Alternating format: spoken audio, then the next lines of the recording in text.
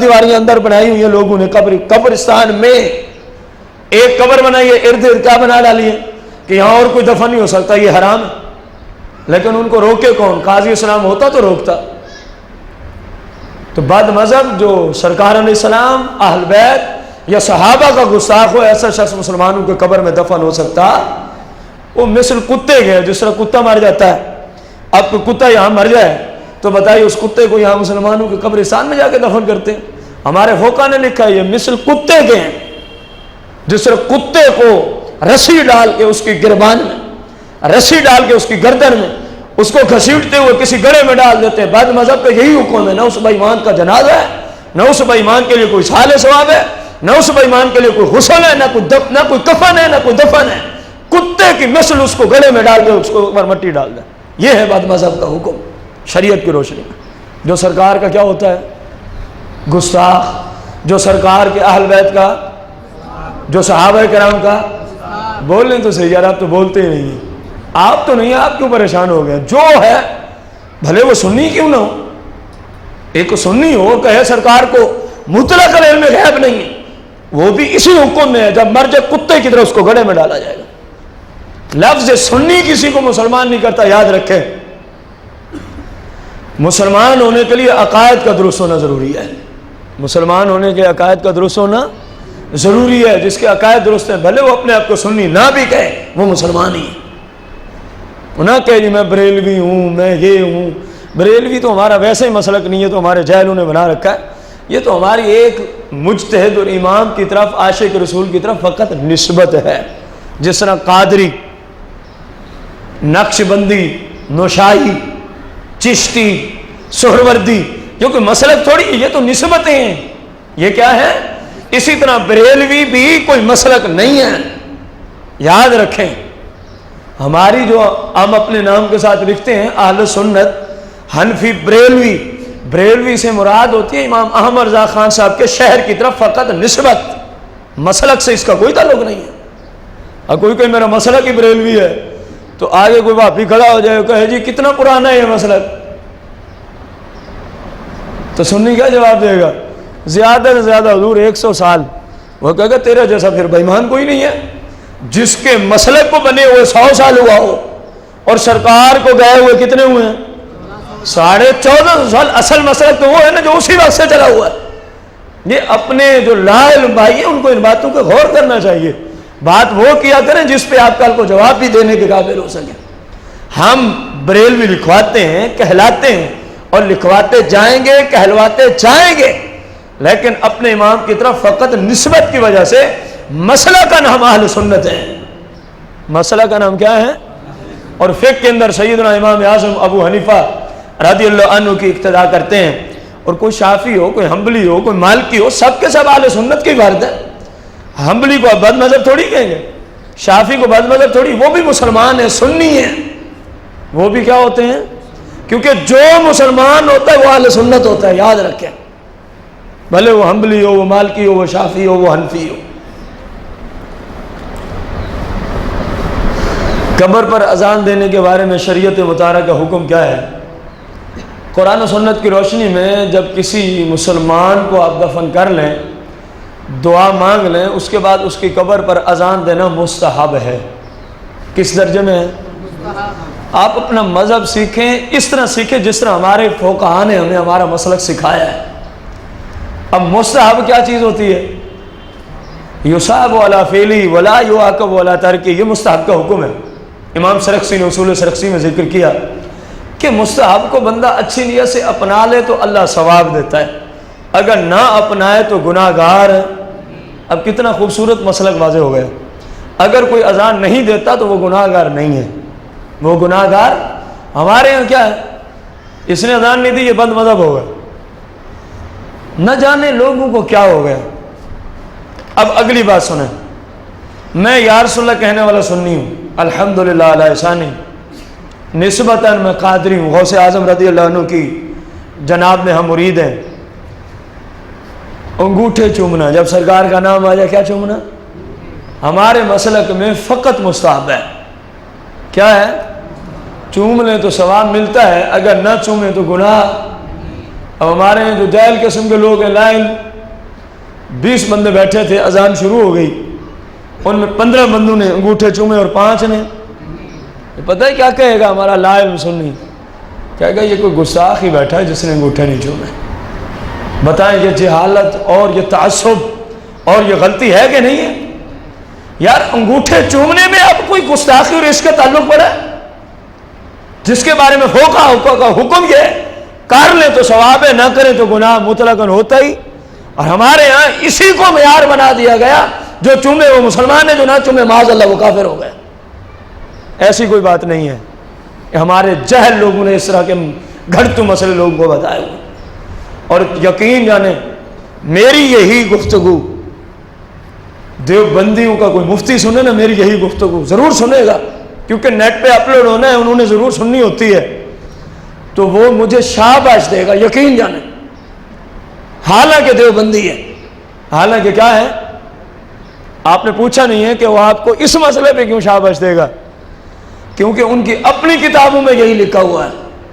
فتاوی دارالعلوم دیوبند، اگر ان کے کسی مفتی نے وہاں سے نہیں پڑھا تو اس کو میں کتاب بھی بتاتا چلوں، فتاوی دارالعلوم باب الصلاۃ والاقامہ، باب الاذان والاقامہ، جہاں اذان اور اقامت کا باب باندھا ہے، ان کے دارالعلوم دیوبند کے مفتی اخیر جو ان کے دارالافتاء میں بیٹھتے ہیں، مفتی ظفیر الدین صاحب نے، وہ لکھتے ہیں ہمارے فقہا نے لکھا، ہمارے فقہا سے مراد کیا لیتے ہیں؟ احناف۔ ہمارے فقہا نے لکھا جب سرکار کا نام ہے درود پڑھنا تو لازمی ہے، ہم بھی یہی کہتے ہیں، اور انگوٹھے چومنا اگر کوئی مستحب سمجھ کے چومتا ہے تو ٹھیک ہے، کوئی اس کو فرض سمجھتا ہے تو وہ گناہ گار ہے۔ دیکھیں جو اس نے لکھا میں نے وہی سمجھایا آپ کو کہ نہیں سمجھایا؟ کیونکہ جس فقیہ کی کتاب سے اس نے حوالہ نقل کیا میں بھی اسی سے نقل کر کے آپ کو عرض کر رہا ہوں، وہ بھی قاضی خان کا حوالہ پیش کر رہے ہیں اپنی کتاب میں بھی قاضی خان کے حوالے سے آپ کو عرض کر رہا ہوں۔ اب بیچ میں نظام خراب کہاں ہوا؟ جہاں جہالت شروع ہو گئی، ادھر جہالت شروع ہوئی تو انہوں نے اسی کو شرک بنا کے چھوڑ دیا، ان کے جہلوں نے انگوٹھے چومنے کو شرک بنا دیا، اور ادھر لا علمی شروع ہوئی، انہوں نے مسلمان ہونے کی علامت انگوٹھے چومنے کو فرض کے درجے تک پہنچا رکھا ہے۔ خود نماز نہ پڑھے عاشق رسول ہیں، اور ایک نمازی شخص انگوٹھے نہ چومے وہ گستاخ بن جاتا ہے۔ انگوٹھے، صرف انگوٹھے نہ چومنے کی وجہ سے کوئی شخص گناہ گار بھی نہیں ہوتا، چہرے کے بندہ اس کو بعد مذہب و گستاخ رسول کا ہے۔ یہ لا علمی اور جہالت کی علامت ہے اور کچھ بھی نہیں ہے۔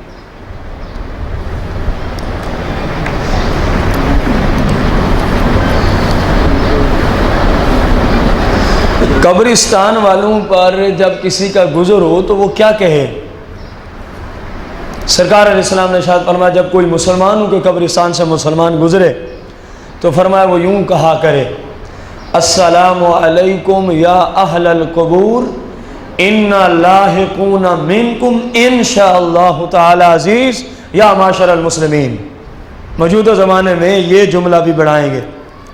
سرکار نے فرمایا جب بھی کسی مسلمان کا کسی مسلمان کی قبر کے قریب سے گزر ہو تو اس کو سلام کر کے جائے۔ کیا کر کے جائے؟ میرا آپ بھائیوں سے ایک سوال ہے، یہیں ایک بندہ سویا ہوا وہ نیند کی حالت میں، بتائیے اس کو شرن سلام کرنا جائز؟ اونچی کہہ دیں نہیں جائز، اونچی کہیں جائز نہیں ہے۔ وجہ کیا ہے؟ کیونکہ ہمارا سلام سنتا۔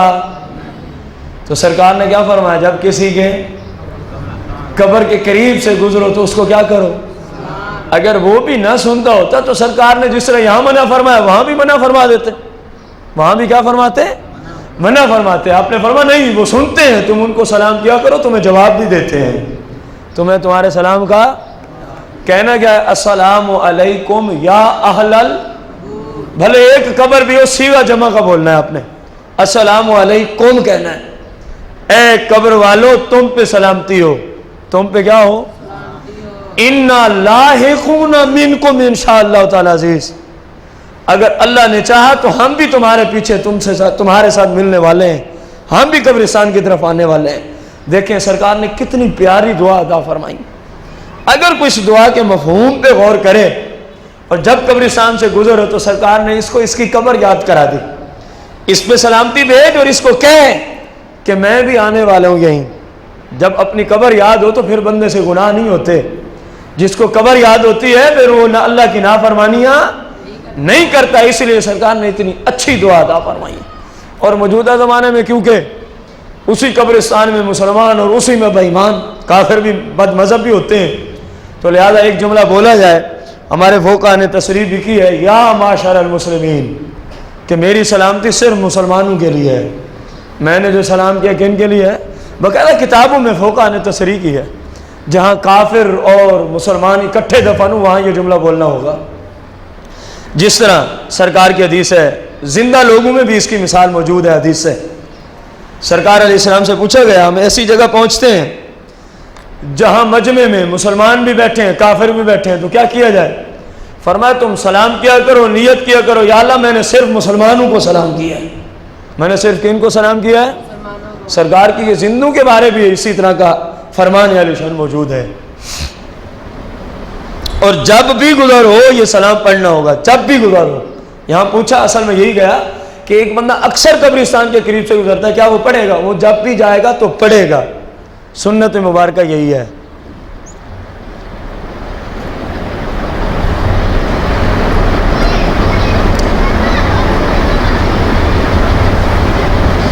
جو ہم تلاوت کرتے ہیں اپنے دوست احباب کے اصحال ثواب کے لیے، قبر والوں کو اس کا زیادہ فائدہ گھر میں بیٹھ کے ہوتا ہے یا اس کی قبر کے اوپر جا کے تلاوت کریں تو وہ زیادہ مانوس ہوتا ہے؟ روایات کی روشنی میں اگر اس کی قبر کے اوپر بیٹھ کے تلاوت کریں تو وہ زیادہ خوشی محسوس کرتا ہے اور زیادہ مانوس ہوتا ہے. اور زیادہ کیا ہوتا ہے؟ مانوس ہوتا ہے.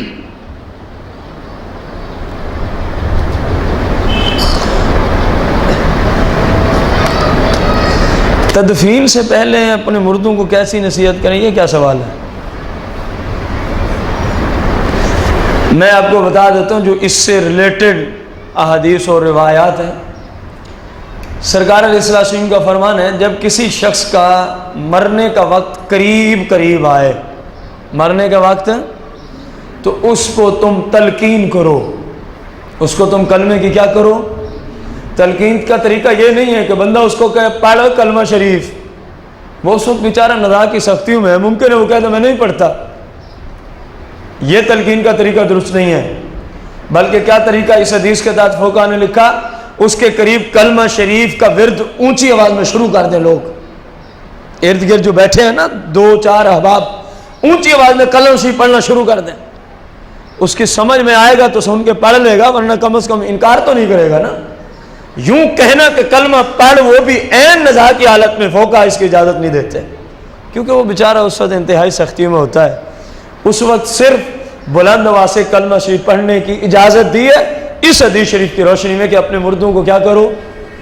تلقین کرو. یہاں مردوں سے مراد جو مرنے کے قریب وہ ہے، جو مر گئے اس کو کلمے کی کیا تلقین کرنی ہے؟ تو تلقین کا طریقہ کیا دیا ہے شریعت میں؟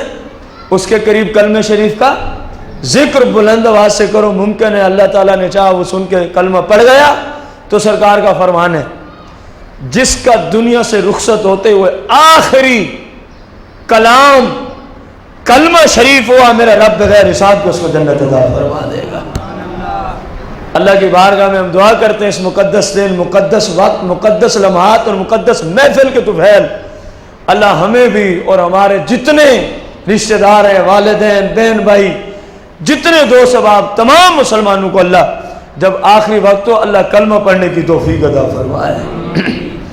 اور اس کے بارے میں فوقا نے خصوصاً امام غزالی نے اصول لکھے ہوئے ہیں کہ آخری وقت میں کس بندے کو کلمہ پڑھنا نصیب ہوتا ہے. امام غزالی نے احیاء میں اور اپنی کتابوں میں اس کا جو معال نچوڑ امام غزالی کی گفتگو کا ہے وہ یہ ہے کہ بندہ دنیا میں اپنی زندگی میں سرکار کی شریعت کو سب کچھ سمجھے، بقا سارے لوگوں کو پیچھے کر دے، سرکار کی شریعت کو سب سے مقدم رکھے. انشاءاللہ جب مرنے لگے گا سرکار کی شریعت کی برکت سے رب اس کو کلمہ پڑھنے کی توفیق عطا فرمائے گا. امام غزالی رضی اللہ عنہ اپنی کتاب میں اس بات کی تصریح کی ہے. نمبر 2، جب وہ مر جائے اور آپ اس کو دفن کر دیں، آپ اس کو دفن، تو اس کی قبر پہ کھڑے ہو کے اس کو کہیں ابھی تجھ سے فرشتے پوچھیں گے تیرا رب کون ہے، کہہ دینا میرا رب اللہ ہے. اس کو پھر کہیں قبر کے اوپر کھڑے ہو کے، ابھی تیرے پاس فرشتے آئیں گے، تجھ سے پوچھیں گے تیرا مذہب کیا ہے، تیرا دین کیا ہے، تو کہہ دینا میرا دین اسلام ہے، میرا دین اسلام ہے۔ اس کی قبر پہ کھڑے ہو کے اس کو کہیں کہ ابھی فرشتے تیرے پاس آئیں گے، تجھ سے پوچھیں گے کہ اس مقدس ہستی کے بارے میں تو کہہ دینا یہ میرے آقا و مولا ہے، یہ میرے آقا و الحمدللہ اللہ احسانی اپنی عادت میں ہے۔ یہ جب بھی کسی کی قبر پہ دفن میں ظاہر دعا کرنے کے بعد ہی اکثر آتے ہیں، کوئی مجبوری نہ ہو تو بحمدِ تعالیٰ اس کو میں یہ جملے کہتا ہوں، جو بھی ہوتا ہے کہ بھائی صاحب یا بہن جو بھی ہوتی ہے اس کو جملے بول کے کہ تجھ سے یہ سوال ہوں گے، اگر ہو سکے تو یہ اس کے جواب ہیں، ان کو یہ کہہ دینا تیری جان چھوٹ جائے گی، تیری جان چھوٹ جائے گی۔ آپ بھی اپنا معمول بنائیں، آپ بھی اپنا، یہ ضروری نہیں ہے کہ ہمارے گھر کا بندہ ہو، مسلمان ہے بس کافی ہے۔